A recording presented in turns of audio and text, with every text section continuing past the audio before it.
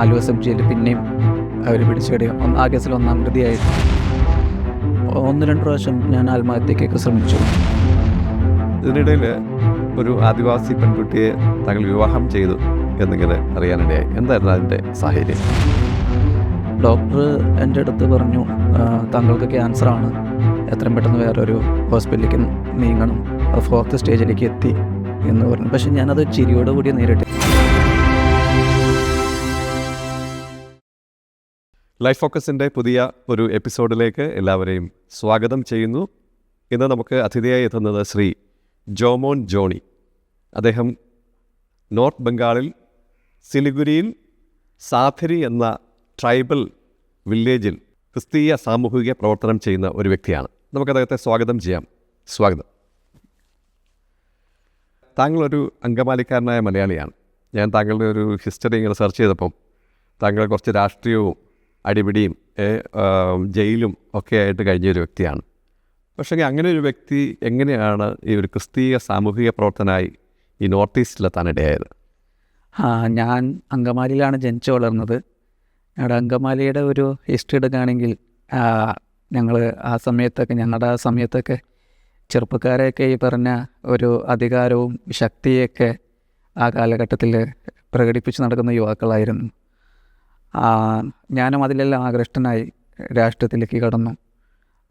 അതിനുശേഷം അടിപിടി, ജയിൽ, ഇങ്ങനെയുള്ള കാര്യങ്ങളൊക്കെ ആയിട്ട് നടന്നു. പക്ഷേ അതെല്ലാമാണ് നമ്മുടെ ശക്തിയും അധികാരവും പ്രതികാരവും എന്നൊക്കെ നമ്മൾ വിചാരിച്ചിരുന്നൊരു കാലഘട്ടം ഉണ്ടായിരുന്നു.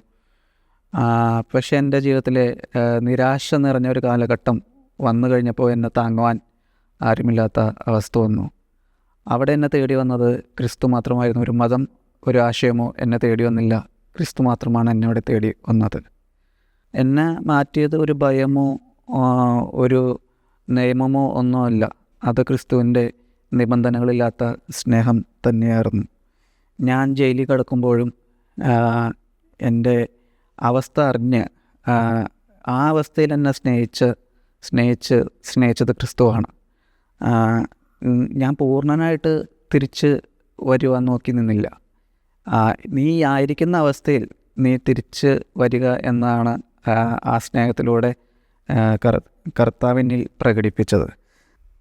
അതായത് എൻ്റെ ക്രോധത്തെക്കാളും വലുത് കർത്താവിൻ്റെ ക്ഷമയാണെന്ന് എനിക്ക് ആ സമയത്ത് മനസ്സിലാക്കുവാൻ സാധിച്ചു. താങ്കൾ കർത്താവിൻ്റെ സ്നേഹത്തെപ്പറ്റി പറഞ്ഞു. എങ്ങനെയാണ് കർത്താവിൻ്റെ സ്നേഹം അത് ഈ ഒരു അവസ്ഥയിൽ അറിയാനായിട്ടിടയായത്? ഞാനൊരു ബ്രദറൻ കുടുംബത്തിൽ ജനിച്ച് വളർന്ന മനുഷ്യനാണ്. പക്ഷേ ഒരു സഭയുടെ ഒരു അംഗത്വം എന്നുള്ള രീതിയിലേക്കാണ് ആ കാര്യങ്ങളെല്ലാം പോയിക്കൊണ്ടിരുന്നത്. പക്ഷേ അകത്ത മനുഷ്യൻ മാറണമെന്നുള്ളതും അങ്ങനെയുള്ള ചിന്താഗതിയൊന്നും ആ സമയത്ത് ഉണ്ടായിരുന്നില്ല. മിക്കവരും വിചാരിക്കുന്നത് പുറത്തു നിന്ന് വരുന്നവർ രക്ഷിക്കപ്പെട്ട് അവരുടെ ജീവിതം മാറണം. നമ്മുടെ സഭയിലുള്ളവരെല്ലാം വിചാരിക്കുന്നത് ഓട്ടോമാറ്റിക്കലി രക്ഷിക്കപ്പെട്ട് അങ്ങോട്ട് മുന്നോട്ട് പോകും എന്നുള്ള ഒരു ചിന്താഗതിയാണ് സാധാരണ ഉള്ളത്. പക്ഷേ എൻ്റെ ജീവിതത്തിൽ നിന്ന് എനിക്ക് മനസ്സിലാക്കാൻ സാധിക്കുന്നത് രക്ഷ എന്ന് പറയുന്നത് ഒരു അകത്തെ മനുഷ്യനെ മാറ്റുന്ന ഒരു പ്രതിഭാസമാണ്. ഞാൻ ആദ്യം രക്ഷിക്കപ്പെട്ടു എന്ന് വിചാരിച്ചിരുന്നു എങ്കിലും എൻ്റെ യഥാർത്ഥ രക്ഷ വന്നത് അതിന് ശേഷം ആണെന്നാണ് എനിക്ക് മനസ്സിലാക്കാൻ സാധിക്കുന്നത്. ഒരു അടിപ്പിടിക്കാരൻ, ഒരു മദ്യപാനാസക്തിയായിട്ട് നടക്കുന്ന ഒരു ചെറുപ്പക്കാരനിൽ നിന്നും ദൈവത്തിൻ്റെ മകൻ എന്ന അവസ്ഥയിലേക്ക് എന്നെ മാറ്റിയത് ആ രക്ഷയെക്കുറിച്ചുള്ള അനുഭവം ശരിക്ക് മനസ്സിലായി കഴിഞ്ഞപ്പോഴാണ്. പലപ്പോഴും ആളുകൾ ചിന്തിക്കുന്നത് ഈ ഒരാൾ യേശുക്രിസ്തുവിനെ സ്വീകരിച്ച് ക്രിസ്ത്യാനിയാകുന്നത് മതപരിവർത്തനമാണെന്നൊക്കെ. പക്ഷേ യഥാർത്ഥത്തിൽ താങ്കളുടെ സാക്ഷ്യം കേൾക്കുമ്പോൾ ഒരു കാര്യം മനസ്സിലാക്കുന്നത് ദൈവത്തിനു മുമ്പിൽ മതമില്ല. എല്ലാ മനുഷ്യരും ബ്രദറുകാരനായിട്ട് ജനിച്ചാലും, പെന്തക്കോസുകാരനായിട്ട് ജനിച്ചാലും, മർത്തമക്കാരനായിട്ട് ജനിച്ചാലും, ഹിന്ദുവായിട്ട് ജനിച്ചാലും, മുസ്ലിമായിട്ട് ജനിച്ചാലും അവനൊരു മനുഷ്യൻ എന്നുള്ള നിലയിലെ ദൈവം കാണുന്നുള്ളൂ. അപ്പോൾ എല്ലാവരും ഏത് സഭയിൽ ജനിച്ചാലും യേശുക്രിസ്തുവിനെ ഹൃദയത്തിൽ സ്വീകരിച്ച് ക്രിസ്തു ഹൃദയത്തിൽ വരുമ്പോൾ മാത്രമാണ് അവൻ ക്രിസ്ത്യാനിയായിത്തീരുന്നത് എന്നാണ് ദൈവവചനം പഠിപ്പിക്കുന്നതെന്നാണ് താങ്കളുടെ സാക്ഷ്യം കേൾക്കുമ്പോൾ മനസ്സിലാകുന്നത്. തീർച്ചയായും നമ്മൾ രക്ഷയെന്ന് വിചാരിക്കുന്നത് പലപ്പോഴും നമ്മുടെ ജീവിതത്തിൽ ഒരു പാരമ്പര്യം കണക്കാണ് പലപ്പോഴും വന്ന് കൂടുന്നത്, നമ്മൾ ആ പാശ്ചാത്തലത്തിൽ ജീവിക്കുന്നത് കൊണ്ട്. പക്ഷേ രക്ഷയുടെ അനുഭവം എന്ന് പറയുന്നത് വേറെ ഒരു അവസ്ഥയാണ്. ആ അവസ്ഥയിലേക്ക് കടന്നു ചെല്ലുമ്പോൾ ഒരു വ്യക്തിയെ അത് ഒരു വളരെ വലിയൊരു ചേഞ്ചിലേക്ക് മാറ്റുകയും ആ മനുഷ്യന് പിന്നെ കർത്താവിന് വേണ്ടി എന്തെങ്കിലുമൊക്കെ ചെയ്യണം എന്നുള്ളൊരു ആഗ്രഹം മനസ്സിൽ ഉടലെടുക്കുകയും അവൻ്റെ ജീവിതം തന്നെ മൊത്തമായിട്ട് മാറ്റപ്പെടുന്ന ഒരു അവസ്ഥ നമുക്ക് ആ രക്ഷയിലൂടെ കാണുവാൻ സാധിക്കും. ബൈബിളിൽ 2 കൊരിന്ത്യർ 5:17 പറയുന്നുണ്ട്, ഒരുവൻ ക്രിസ്തുവിലായാൽ അവൻ പുതിയ സൃഷ്ടിയാകുന്നു, പഴയത് കഴിഞ്ഞുപോയി, ഇതാ അത് പുതുതായി തീർന്നിരിക്കുന്നു. ഞാൻ ഈ സാക്ഷ്യത്തെ വളരെ വിലയുള്ളതായിട്ട് കാണുന്നത് പലപ്പോഴും ഈ പെന്തക്കോസ്റ്റൽ പശ്ചാത്തലത്തിലും ബ്രദറൻ പശ്ചാത്തലത്തിലൊക്കെ ജനിച്ച് വളരപ്പെടുന്ന യുവജനങ്ങൾ രക്ഷയെന്ന പല കാര്യത്തിലും തെറ്റിദ്ധരിക്കാറുണ്ട്. അവരാ സഭയുടെ ആചാരങ്ങളൊക്കെ ചെയ്ത് അല്ലെങ്കിൽ ഒരു കൈയൊക്കെ പൊക്കി രക്ഷിക്കപ്പെട്ടു എന്നുള്ള തോന്നലിൽ ജീവിക്കും. യഥാർത്ഥത്തിൽ ക്രിസ്തു ഉള്ളിൽ ഉണ്ടാകണമെന്നില്ല. ഇതുപോലെ താങ്കളെപ്പോലെ അങ്ങനെ കരുതി പോകുന്ന അനേകർക്കൊരു മാതൃകയാണ് താങ്കളുടെ ഈ രൂപാന്തരം. എൻ്റെ ആദ്യമായി ഞാൻ രക്ഷിക്കപ്പെട്ടത് എന്ന് പറയുന്നത് ഞങ്ങൾ ഒരു VBSൽ വെച്ചാണ് ആർക്കൊക്കെ രക്ഷിക്കപ്പെടാൻ താല്പര്യമുണ്ടെന്ന് ചോദിച്ചു കഴിഞ്ഞപ്പോൾ എൻ്റെ അപ്പുറം ഇപ്പുറം നിന്നവരൊക്കെ കൈ പൊന്തിച്ചു. അപ്പം ഞാനും കൈ പൊന്തിച്ചു. അങ്ങനെ ഒരു രക്ഷയിലേക്കാണ് ആ സമയത്ത് കിടന്നത്. പക്ഷേ എൻ്റെ ജീവിതത്തിൽ വളരെ കഠിനമായ അനുഭവങ്ങളിലൂടെയൊക്കെ കടന്നു പോയപ്പോഴതിന് ശേഷമാണ് എനിക്ക് മനസ്സിലാവുന്നത് ശരിയായ രക്ഷ എന്താണ്, അത് എങ്ങനെ ഒരു വ്യക്തിയെ മാറ്റുന്നു എന്നെല്ലാം എനിക്ക് പിന്നീടാണ് മനസ്സിലായത്. അപ്പോഴേക്കും എൻ്റെ യൗവന കാലഘട്ടത്തിൻ്റെ പകുതി ആയിരുന്നു. ഈ മദ്യപാനത്തിൻ്റെ കാര്യമൊക്കെ ഇടയ്ക്ക് പറഞ്ഞു. എങ്ങനെയായിരുന്നു ആ ചെറുപ്പകാലഘട്ടം? ആ കാലഘട്ടത്തിൽ എന്തൊക്കെയായിരുന്നു ആ ഒരു ജീവിതശൈലിയിലേക്ക് പോകാൻ കാരണമായത്? ഞാൻ ആ ചെറുപ്പത്തിലെ വചനം പഠിക്കാനൊക്കെ വളരെയധികം താല്പര്യമുള്ള വ്യക്തിയായിരുന്നു. ഞാൻ GTCയിൽ പഠിക്കാനും കടന്നുപോയി. ഒരു 6-7 മാസം അവിടെ ബൈബിൾ കോളേജിലുണ്ടായിരുന്നു. പക്ഷേ അതിന് ശേഷമാണ് ഞാൻ പിന്മാറ്റത്തിലേക്ക് കടന്നുപോയത്.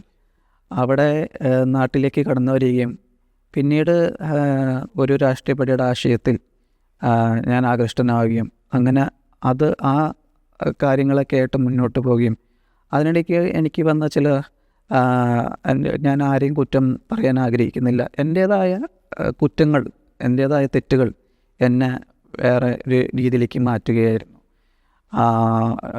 ജീവിതത്തിൽ പല പല കഷ്ടതകളും ദുഃഖങ്ങളും ആ സമയത്തുണ്ടായിരുന്നു.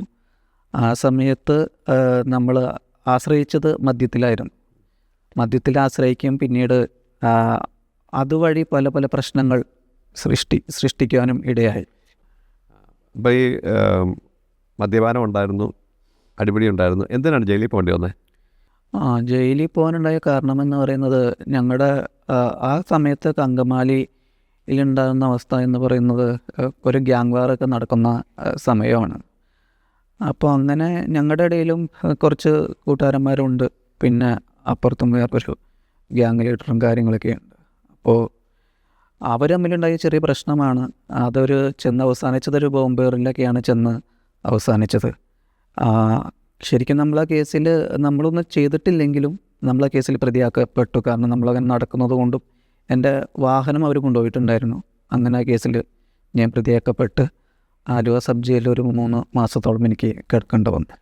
ജയിലിൽ നിന്ന് പുറത്തു വരുന്ന സമയമായപ്പോഴത്തേക്ക് ആണ് ഈ ജീവിതത്തിന് മാറ്റമുണ്ടായതോ ഈ ജയിലിൽ വെച്ച് തന്നെ ഇങ്ങനെ കാര്യങ്ങൾ ചിന്തിച്ചു തുടങ്ങിയോ? എൻ്റെ ആദ്യത്തെ ജയിലിൽ ഞാൻ പോകുന്ന സമയത്ത് എനിക്ക് അവിടെ വെച്ച് ഞാൻ ബൈബിള് ഒക്കെ വായിക്കുമായിരുന്നു. പക്ഷേ ഞാൻ ഇറങ്ങിയതിന് ശേഷം വീണ്ടും ഞാൻ കൂട്ടുകെട്ടുകളിൽ പോയി പെട്ടു. വീണ്ടും ഇങ്ങനെ മദ്യപാനവും കൂട്ടുകാരായിട്ടൊക്കെ നടന്നു. പിന്നീട് രണ്ടാമതൊരു കേസ് ഉണ്ടാവുകയും എന്നെ പോലീസ് അറസ്റ്റ് ചെയ്യുകയും ഒരു മാസത്തോളം ആലുവ സബ് ജയിലിൽ പിന്നെയും അവർ പിടിച്ചിടുകയും ആ കേസിൽ 1-ാം പ്രതിയായിട്ട് എൻ്റെ പേര് അവർ ചേർക്കുകയും ചെയ്തു. അവിടെ അതിന് ശേഷമാണ് എൻ്റെ ജീവിതത്തിലൊരു മാറ്റം സംഭവിക്കുന്നത്. അപ്പം ജയിലിലെ ലിസ്റ്റിലെ ഒരു സ്ഥിരമാളായി. ലിസ്റ്റിലെ പേര് എന്ന് പറയുകയാണെങ്കിൽ ഇപ്പോഴും എന്നെ പോലീസുകാർ വിളിക്കും, നീ എവിടെ എന്താ ചെയ്യുന്നത്. ഒരു 10 വർഷമായി നമ്മൾ മാറിയെങ്കിലും പോലീസ് ഇപ്പോഴും നമ്മൾ എന്ത് ചെയ്യുന്നതെന്ന് അറിയാൻ അവർ വിളിച്ചുകൊണ്ടിരിക്കും. അപ്പം അങ്ങനെ ഒരു ലിസ്റ്റിൽ നമ്മുടെ പേര് അങ്കമാലി പോലീസ് സ്റ്റേഷനിൽ ഇപ്പോഴും കിടക്കുന്നു. ഓക്കെ, നമുക്ക് സിലിഗുരിയിലേക്ക് വരാം. എന്താണ് സിലിഗുരിയിലേക്ക് പോകാനായിട്ടൊരു പ്രേരണയായത്? സിലിഗുരിയിലേക്ക് പോകാൻ പ്രേരണയായത് ഞാൻ ഈ എൻ്റെ ജീവിതത്തിലെ നിരാശയും സങ്കടമൊക്കെ നിറഞ്ഞു കഴിഞ്ഞപ്പോൾ 1-2 പ്രാവശ്യം ഞാൻ ആത്മഹത്യക്കൊക്കെ ശ്രമിച്ചു. പക്ഷേ വലിയവനായ ദൈവം അതിൽ നിന്നെല്ലാം എന്നെ രക്ഷിച്ചു. അതിനുശേഷം എൻ്റെ ജീവിതത്തിൽ എനിക്ക് തന്നെ ഞാനൊരു ദിവസം കടന്നുറങ്ങുന്ന സമയത്ത് ഞങ്ങളുടെ അങ്കമാലി കിഴക്കേ സഭയുടെ പുൽപ്പറ്റിൽ നിന്ന് ഞാൻ പ്രസംഗിക്കുന്നതായിട്ട് എനിക്കൊരു സ്വപ്നം ഞാൻ കാണുകയുണ്ടായി. അതെല്ലാം എൻ്റെ മനസ്സിനെ വളരെയധികം സ്പർശിച്ചു. പഴയ എൻ്റെ ബൈബിൾ കോളേജിലെ ജീവിതം ഒക്കെ എൻ്റെ മനസ്സിലേക്ക് കടന്നു വന്നു. ഞാൻ ഇങ്ങനെ ജീവിക്കേണ്ടവനല്ല. ബൈബിൾ കോളേജിൽ പഠിക്കുന്ന സമയത്ത് എനിക്ക് നോർത്ത് ഇന്ത്യയിലേക്ക് പോകണമെന്നും പ്രവർത്തനങ്ങൾ ചെയ്യണമെന്നൊക്കെ ഒരു ആഗ്രഹത്തോടെയാണ് ഞാൻ കടന്നുപോയത്. അപ്പോൾ അത് പൂർത്തീകരിക്കണം എന്നുള്ളൊരു മനസ്സിലൊരു വെമ്പൽ സ്റ്റാർട്ട് ചെയ്തു. പക്ഷേ അപ്പോഴും ഞാൻ വീണ്ടും മദ്യപാനം, നിരാശയുടെ അറ്റത്തുമായി മദ്യപാനത്തിലേക്ക് പൂർണ്ണമായി കടന്നിരുന്നു. അങ്ങനെ തന്നെ ഡി അഡിഷൻ സെൻറ്ററിൽ കൊണ്ടാക്കുകയും അവിടുത്തെ ഡോക്ടർമാരെല്ലാം ഇടപെട്ട് പ്രിയ ലിജോപാല മറ്റും അതിനോടൊക്കെ പറഞ്ഞു, ഇനിയും അങ്കമാലി ജോമൻ നിർത്തേണ്ട, അവൻ്റെ കൂട്ടുകെട്ട് വൈഡായിട്ട് പോയിക്കൊണ്ടിരിക്കുകയാണ്. അപ്പോൾ അവനെ തമിഴ്നാട്ടിലേക്ക് അങ്ങനെ എന്നെ നമ്മുടെ ജോസഫ് രാജൻ ബ്രദറിൻ്റെ കോയമ്പത്തൂരുള്ള അവിടേക്ക് എന്നെ മാറ്റുകയായിരുന്നു. അവിടുന്ന് നിന്നാണ് ഞാൻ വീണ്ടും വചനം പഠിക്കുവാനും വീണ്ടും വചനത്തിൻ്റെ ആഴങ്ങളിലേക്കൊക്കെ ഇറങ്ങി ചെല്ലുവാൻ ഇടയായത്. അവിടെ വെച്ച് വീണ്ടും എനിക്ക് ആഗ്രഹമുണ്ടായി, വീണ്ടും ബൈബിൾ കോളേജിൽ പോകണം, പഠിക്കണം. അപ്പോൾ അതിനായിട്ട് അൽവാർ ബൈബിൾ കോളേജിൽ ഒരു കോഴ്സ് ചെയ്യാം എന്നുള്ളൊരു ആഗ്രഹത്തിൽ ഇരിക്കുന്ന സമയത്ത് ഒരു 3 മാസം അതിനൊരു ഗ്യാപ്പ് ഉണ്ടായിരുന്നു. അപ്പോഴാണ് ഞാൻ ഒരു മിഷൻ ട്രിപ്പിനുള്ള അവസരം എനിക്ക് പ്രിയ KV സക്കറിയ അങ്കിൾ വഴി ലഭിക്കുന്നത്. അങ്ങനെ ഞാൻ ആ മിഷൻ ട്രിപ്പിനായിട്ട് സിലിഗുരിയിലേക്ക് കടന്നു പോവുകയായിരുന്നു. അവിടെ ചെന്ന് ഈ ക്രിസ്തീയ സാമൂഹിക പ്രവർത്തനം ചെയ്യണം എന്നുള്ള താല്പര്യത്തിലാണോ പോയത്? ഞാൻ ജസ്റ്റ് സിലിഗുരിയിൽ ഒരു 3 മാസം ഒന്ന് പോയി കണ്ടും കൊണ്ട് വരാം. അവിടുത്തെ പ്രവർത്തനങ്ങളും എങ്ങനെയാണ്, ഒരു നോർത്ത് ഇന്ത്യയിലുള്ള പ്രവർത്തനങ്ങൾ എങ്ങനെയാണ്, അതൊക്കെ കണ്ടു പഠിച്ച് വരാമെന്ന് വിചാരിച്ചാണ് കടന്നു ചെന്നത്.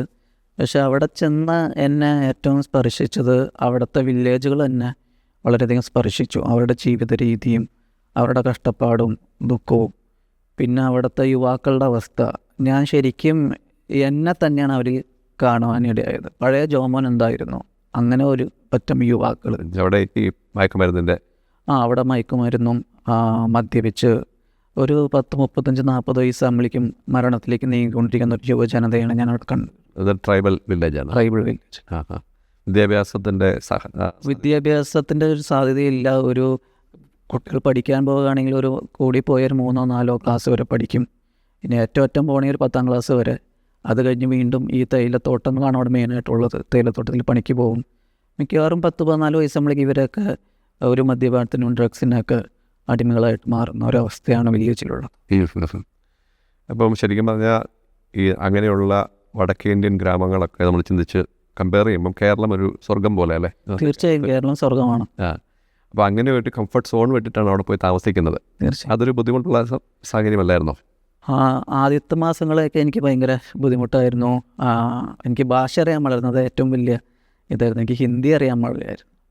പക്ഷെ ഞാൻ വില്ലേജിലേക്ക് ഇടയ്ക്ക് സ്കൂട്ടറൊക്കെ എടുത്ത് പോവും. ഇവരുടെ അടുത്ത് ഞാൻ സംസാരിക്കും, അവരും എൻ്റെ അടുത്ത് സംസാരിക്കും. പക്ഷേ എന്താ പറയാനെന്നൊന്നും ഞങ്ങൾക്ക് അങ്ങോട്ടും ഇങ്ങോട്ടൊന്നും മനസ്സിലാവുന്നുണ്ടായിരുന്നില്ല. ആദ്യത്തെ അവിടുത്തെ കാലാവസ്ഥയും അവിടുത്തെ മനുഷ്യരുടെ പരുക്കൻ സ്വഭാവമെല്ലാം നമുക്ക് ആദ്യ കാലഘട്ടത്തിൽ വളരെ പ്രതിസന്ധിയായിരുന്നു. പിന്നീട് ഞാൻ അതെല്ലാമായിട്ട് അഡ്ജസ്റ്റായിട്ട് ജീവിക്കാൻ തുടങ്ങി. പുതിയ ഒരാൾ അവിടെ ചെല്ലുമ്പോൾ അവർക്ക് ഒരു നല്ല വെൽക്കം ഉണ്ടായിരിക്കാൻ സാധ്യതയില്ലല്ലേ? ഇല്ല, തീർച്ചയായിട്ടും. അവരെപ്പോഴും നമ്മളൊരു സംശയത്തോടെയാണ് ആദിവാസികൾ വീക്ഷിക്കുകയുള്ളൂ. അപ്പോൾ അങ്ങനെ എൻ്റെ മനസ്സിലേക്ക് ചിന്ത കടന്നു വന്നു, ഇവർക്കായിട്ട് പ്രവർത്തിക്കണം. എൻ്റെ ഉള്ളിലൊരു വിളി വന്നു. ദൈവം പറഞ്ഞു, ജോമോൻ നീ ഇവിടെ തന്നെയാണ് പ്രവർത്തിക്കേണ്ടത്, ഇവർക്കായിട്ടാണ് പ്രവർത്തിക്കേണ്ടത്. കാരണം യേശുക്രിസ്തു ആരെന്ന് ചോദിച്ചാൽ അവർക്ക് അറിയാൻ പാടില്ല. അവർക്ക് വലിയ ജ്ഞാനോ ബുദ്ധിയൊന്നുമില്ല. ഞാനും എനിക്കും ഈ പറഞ്ഞ അഗാധമായ വചനത്തിൽ അഗാധമായ ആഴോ ബുദ്ധിയൊന്നും എനിക്കും ഇല്ല. അപ്പോൾ വളരെ സരളമായ രീതിയിൽ അവർക്ക് പറഞ്ഞു കൊടുത്താൽ മാത്രമേ അവർക്ക് മനസ്സിലാവുള്ളൂ. അപ്പോൾ അതുകൊണ്ട് തന്നെ അൽവാറിലേക്കുള്ള ബൈബിൾ കോളേജ് ഞാൻ അവിടെ ക്യാൻസൽ ചെയ്തിട്ട് പിന്നെ ഈ വില്ലേജിലേക്ക് ശ്രദ്ധ കേന്ദ്രീകരിക്കുകയാണ് ഉണ്ടായിരുന്നത്. അതൊരു ബേർഡനായിരുന്നു. അതെ. അവിടെയുള്ള ആളുകൾ യേശുവിനെ അറിഞ്ഞിരുന്നെങ്കിൽ അവരുടെ ഈ ദുഷിച്ച ജീവിതത്തിൽ ഒരു മാറ്റം ഉണ്ടായേനെ അല്ലേ? അതെ, എൻ്റെ ജീവിതത്തിൻ്റെ ഒരു റിഫ്ലക്ഷൻ അവിടെ കാണുകയാണ്. അതെ, ഞാൻ വിചാരിക്കുന്നത് എനിക്ക് മൊത്തമായിട്ടും അവിടെ ഒരു വലിയ മാറ്റം ഉണ്ടാക്കാൻ പറ്റുമെന്ന് എനിക്ക് തോന്നുന്നില്ല. കാരണം അവിടെ ഇപ്പോഴും വചനം അറിയാത്ത ഇഷ്ടംമാതിരി വില്ലേജുകളുണ്ട്. അവരുടെ ജീവിത സാഹചര്യങ്ങളും കഷ്ടതകളൊക്കെ തന്നെയാണ്. അപ്പോൾ അവരുടെ പരിസ്ഥിതിയിൽ നമുക്ക് ചെയ്യാൻ പറ്റുന്ന അവർക്കായിട്ട് ചെയ്യുക, ഒരു സാമൂഹ്യ സേവനമായിട്ടുള്ള കാര്യങ്ങൾ ചെയ്യുക. ഞാനത് ചെയ്തു തുടങ്ങിയപ്പോൾ നമ്മുടെ ഭൂതകാലത്തെ അല്ല അവർ കണ്ട് ക്രിസ്തുവിലുള്ള സ്നേഹം തന്നെയാണ് അവർ മനസ്സിലാക്കുവാൻ തുടങ്ങിയത്. ഇപ്പം നമ്മുടെ ആ പ്രവർത്തനം അവിടെ വന്നതിന് ശേഷം എങ്ങനെയാണ് മാറ്റങ്ങൾ ദർശിക്കാൻ കഴിയുന്നത്? നമ്മളവിടെ പ്രവർത്തനം സ്റ്റാർട്ട് ചെയ്യുന്ന ശേഷം നമുക്ക് കടന്നു വന്ന വിശ്വാസികൾ എല്ലാവരും നല്ല മദ്യപാനികളായിരുന്നു. നമുക്ക് ഏകദേശം ഒരു വില്ലേജിലൊരു 4 കുടുംബം വിശ്വാസത്തിലേക്ക് കടന്നു വന്നു. അവർ 4 പേരും നല്ല മദ്യപാനികളായിരുന്നു. വിശ്വാസത്തിലേക്ക് വരുന്നതിന് മുമ്പ് നല്ല മദ്യപാനികളും അവർ വീട്ടിൽ വളരെ ഒച്ചപ്പാടും, അവർക്ക് സമൂഹത്തിന് തന്നെ ഒരു തലവേദനയായിരുന്നു. അവരെല്ലാം മദ്യം ഉപേക്ഷിച്ച് നമ്മുടെ വിശ്വാസത്തിലേക്ക് കടന്നു വന്നു. ആളുകൾ ഈ വില്ലേജിലേക്ക് കടന്നു പോകുമ്പോൾ ഒരു ഗേറ്റ് ഉണ്ട്. ആ ഗേറ്റിൽ നിൽക്കുന്ന സെക്യൂരിറ്റിക്കാരൻ വരെ നമ്മുടെ അടുത്ത് അവൻ നന്നായിട്ടോ, അവനിപ്പോൾ നല്ല രീതിയിൽ നടക്കുന്നത്. അപ്പം നമുക്ക് അങ്ങനെയുള്ള സാക്ഷ്യങ്ങൾ കേൾക്കുമ്പോൾ നമുക്കുള്ളൊരു സന്തോഷം, 4 കുടുംബമെങ്കിലും നമുക്ക് രക്ഷപ്പെടുത്താൻ നമുക്ക് സാധിച്ചല്ലോ എന്നുള്ളൊരു വലിയൊരു സംതൃപ്തി നമ്മുടെ ജീവിതത്തിലേക്ക് കടന്നു. അപ്പോൾ ആ ഒരു 4 കുടുംബങ്ങൾ ആ ഒരു സമൂഹത്തിൽ ചിലപ്പോൾ ഒരു മാതൃകയായിട്ട് അതെ, തീർച്ചയായിട്ടും അവർ നാട്ടുകാർ തന്നെ കാണുന്നുണ്ട്. ഇതിനിടയിൽ ഒരു ആദിവാസി പെൺകുട്ടിയെ താങ്കൾ വിവാഹം ചെയ്തു എന്നിങ്ങനെ അറിയാനിടയായി. എന്തായിരുന്നു അതിൻ്റെ സാഹചര്യം? ഓൾറെഡി ഞാൻ സിലിഗുരിയിലേക്ക് കടന്നു പോകുമ്പോൾ ഞാൻ ഒരു കല്യാണം വേണ്ട എന്നുള്ള ചിന്തയിലൂടെയാണ് ഞാൻ കടന്നു പോയത്. അത് നമ്മുടെ ജീവിതത്തിൻ്റെ സാഹചര്യങ്ങളും നമ്മുടെ അവസ്ഥകളൊക്കെ തന്നെയാണ് ഞാൻ ആ തീരുമാനം എടുത്തത്. ഒരു വിവാഹം എനിക്ക് വേണ്ട. പക്ഷെ ഞാൻ അവിടെ ചെന്ന് എനിക്ക് മനസ്സിലാക്കാൻ പറ്റിയ കാര്യമെന്ന് പറയുന്നത്, ഒരു പെൺകുട്ടി നമ്മുടെ ജീവിതത്തിലില്ലെങ്കിൽ അവിടെ നമുക്ക് സുവിശേഷം വല്ല ചെയ്യാൻ സാധിക്കില്ല എന്നുള്ളൊരു അവസ്ഥ എനിക്ക് മനസ്സിലായി. നമ്മൾ പല തെറ്റിലും ചിലപ്പോൾ വീണ് പോകാം, കാരണം അവിടുത്തെ പരിസ്ഥിതികൾ അങ്ങനെയാണ്, ധാർമ്മികമായിട്ട് അതപ്പതിച്ച സ്ഥലം. അതെ. അപ്പോൾ എൻ്റെ മനസ്സിലൊരു ചിന്ത വന്നു, വിവാഹം കഴിച്ചാൽ കൊള്ളാം എന്ന്. അപ്പോഴാണ് ഞാൻ അവിടെ നമ്മുടെ ഒരു വിശ്വാസി പെൺകുട്ടി, അവൾ കർത്താവിനായിട്ട് നല്ല രീതിയിൽ പ്രവർത്തിക്കും. വില്ലേജിലൊക്കെ ഒരു മീറ്റിംഗ് വെച്ച് പെട്ടെന്ന് ആൾക്കാരൊക്കെ കൂട്ടാനൊക്കെ അവൾക്ക് വളരെയധികം ആഗ്രഹവും കഴിവൊക്കെ അവൾക്കുണ്ടായിരുന്നു. പിന്നീട് അവളുടെ സാക്ഷ്യവും ഞാൻ കേട്ടു. അവിടെയുള്ളവർ പറഞ്ഞു നല്ലൊരു പെൺകുട്ടിയാണ്, അവളെ കണ്ടു പഠിക്കണമെന്ന് ഞങ്ങളുടെ മക്കളുടെ അടുത്ത് പറയുക. അത് ജോമോൻ ചെന്ന് കഴിഞ്ഞിട്ട് രക്ഷിക്കപ്പെട്ട ആളാണോ? അല്ല, അതിന് മുമ്പേ രക്ഷിക്കപ്പെട്ട പെൺകുട്ടിയാണ്. അതിനുശേഷം എൻ്റെ മനസ്സിലാഗ്രഹമെന്ന് ആ പെൺകുട്ടിയെ കല്യാണം കഴിച്ചാൽ എൻ്റെ വേലയ്ക്ക് അത് വളരെയധികം ഉപകാരപ്പെടുന്നു. സാദരി ഗോത്രത്തിൻ്റെ ഇടയിലേക്ക് കടന്നു ചെല്ലുവാൻ എനിക്കത് വലിയൊരു വഴിയാകുമെന്നും എനിക്ക് മനസ്സിലായി. അങ്ങനെയാണ് ഞാൻ ആ കല്യാണ ഇതായിട്ട് മുന്നോട്ട് പോകുന്നത്. ആദ്യം ഞങ്ങളുടെ കുടുംബത്തിൽ നിന്ന് ചില ബന്ധുക്കളത് സമ്മതിച്ചില്ല. അവരുടെ കുടുംബത്തിൽ നിന്നും ബുദ്ധിമുട്ടുണ്ടായിരുന്നു. കാരണം ഇത്ര ദൂരത്തു നിന്ന് ഒരാൾ കല്യാണം കഴിച്ച് എൻ്റെ മോളെ പിന്നെ കാണാൻ സാധിക്കുമോ എന്നുള്ളതൊക്കെ ഒരു ടെൻഷൻ അവളുടെ അമ്മയ്ക്കൊക്കെ ഉണ്ടായിരുന്നു.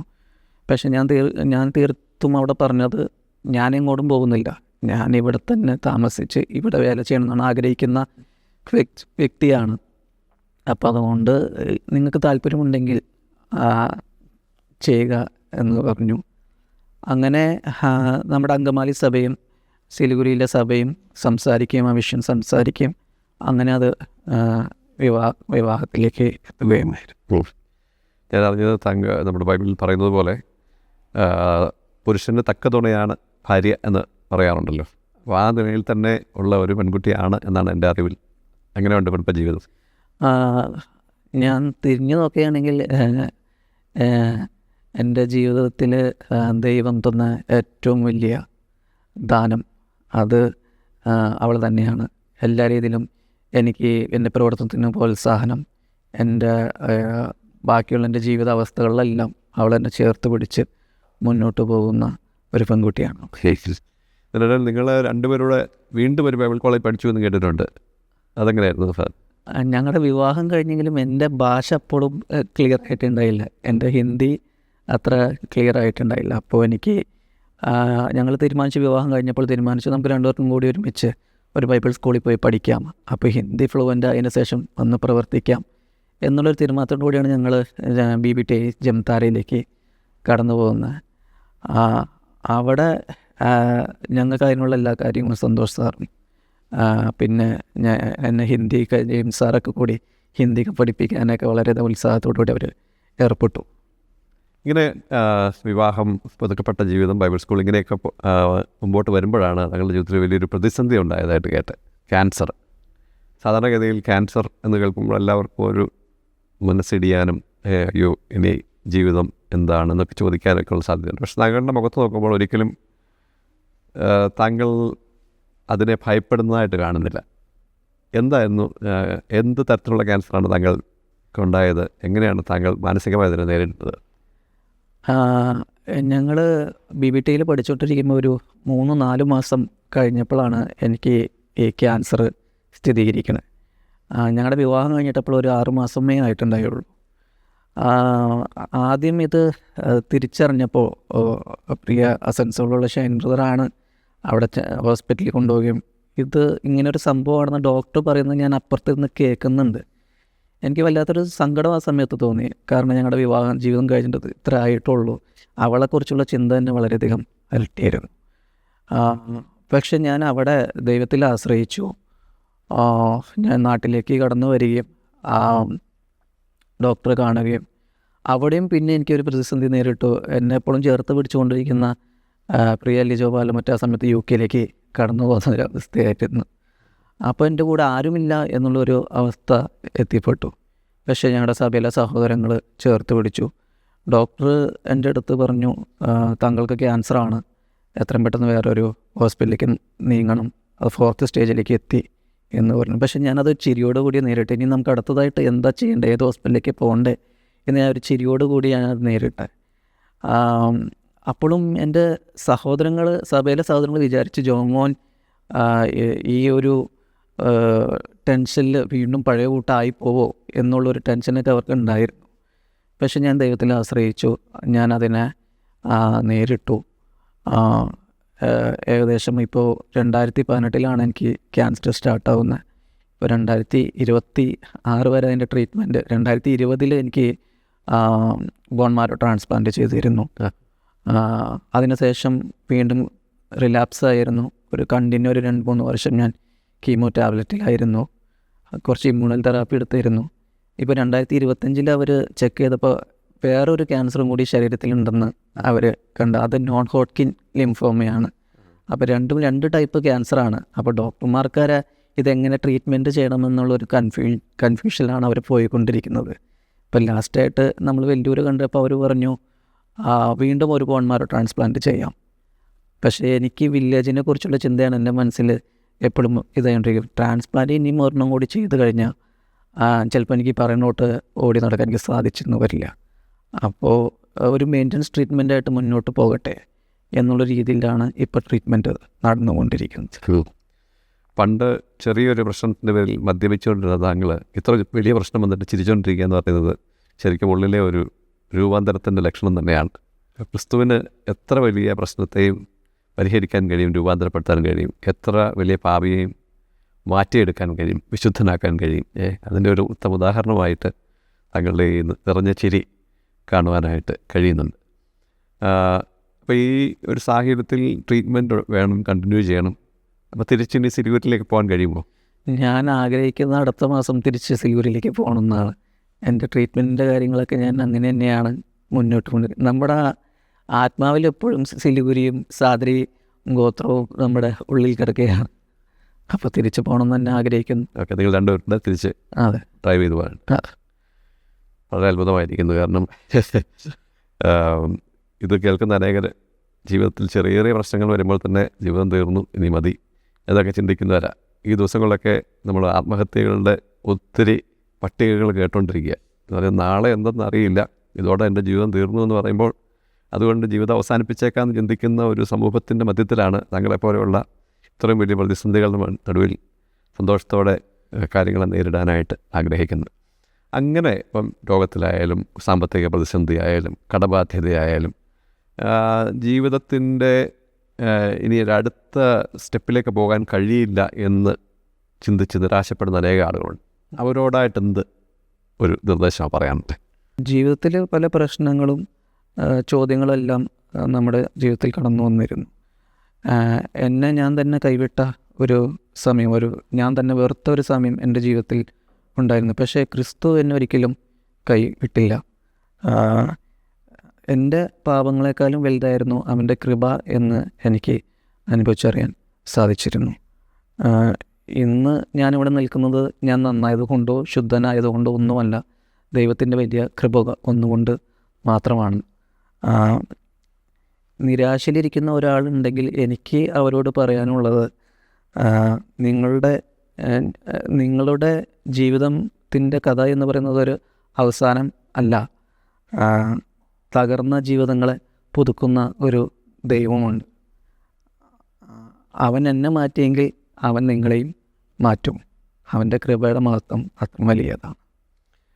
ബൈബിളിൽ പല പ്രാവശ്യം ആവർത്തിക്കപ്പെട്ടിരിക്കുന്ന ഒരു പദം താങ്കൾ പറഞ്ഞപ്പോൾ എൻ്റെ മനസ്സിൽ ഓടി വരുന്നത്, തകർന്നും നുറുങ്ങിയിരിക്കുന്ന ഹൃദയത്തെ നിരസിക്കാത്തവനാണ് ദൈവം. ദൈവം വലിയവനാണ്, ദൈവം സകലത്തെ നിയന്ത്രിക്കുന്നവരാണ്. ഈ സകല പ്രപഞ്ചവും തൻ്റെ നിയന്ത്രണത്തിൽ പോവുകയാണ്. പക്ഷേ ഓരോ മനുഷ്യൻ്റെയും കുഞ്ഞു നൊമ്പരങ്ങളെ കാണാനായിട്ട് ദൈവത്തിൻ്റെ കൃപയ്ക്ക് സാധിക്കും എന്നുള്ളതല്ലേ. അപ്പോൾ നമ്മൾ ഈ കർത്താവിനെ അറിയാത്ത ഒരാൾക്ക് ഒരുപക്ഷെങ്കിൽ ദൈവം എല്ലാവരെയും സ്നേഹിക്കുന്നുണ്ട്, പക്ഷേ ദൈവത്തിൻ്റെ സ്നേഹം മനസ്സിലാക്കാൻ ബുദ്ധിമുട്ടുള്ള പല ആളുകളുണ്ട്. അതുകൊണ്ട് ദൈവം സ്നേഹിക്കുന്നുണ്ടെങ്കിലും ആ സ്നേഹത്തെ കൈക്കൊള്ളുവാൻ അവർക്ക് കഴിയുന്നില്ല. എങ്ങനെയാണ് ഒരാൾക്ക് ഈ ദൈവസ്നേഹത്തെ കൈക്കൊള്ളുവാൻ കഴിയുന്നത്?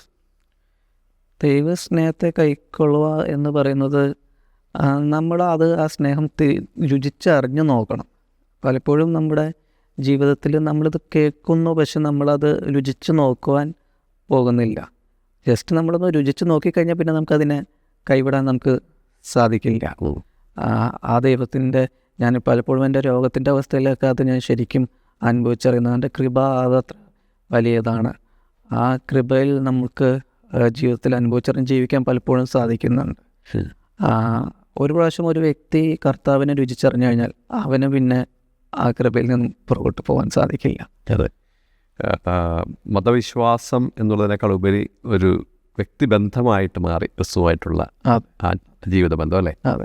അപ്പോൾ നമ്മളെ കേൾക്കുന്ന പല ആളുകളും ചിന്തിക്കുന്നത്, ഓരോരുത്തരും ഓരോ മതങ്ങളിൽ വിശ്വസിക്കുന്നു, അങ്ങനെ പോയാൽ മതി എന്ന് ചിന്തിക്കുന്നവരുണ്ടായിരിക്കും. പക്ഷേ ഈ മതങ്ങളെക്കാൾ അതീതമാണ് ക്രിസ്തുവിൻ്റെ സ്നേഹം എന്നുള്ളതാണ് താങ്കളുടെ സാക്ഷ്യത്തിൽ നിന്ന് മനസ്സിലായത്. കാരണം താങ്കൾ ഒരു ക്രിസ്ത്യാനിയായിട്ട് ജനിച്ചു, അതിനേക്കാൾ ഉപരി ഒരു രക്ഷിക്കപ്പെടണമെന്നൊക്കെ പ്രസംഗിക്കുന്ന ബ്രദറുകാരനായിട്ട് തന്നെ ജനിച്ചു. പക്ഷെ എന്നിട്ടും ആ ജനനം കൊണ്ടൊന്നും സാധിച്ചില്ല.